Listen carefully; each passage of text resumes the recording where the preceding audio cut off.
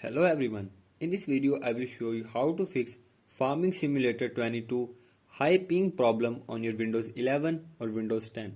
So to fix this issue, follow every step as I am showing in this video, and do not forget to subscribe this channel and also press the bell icon for the latest upcoming videos. Hope so this will fix your problem and help you a lot.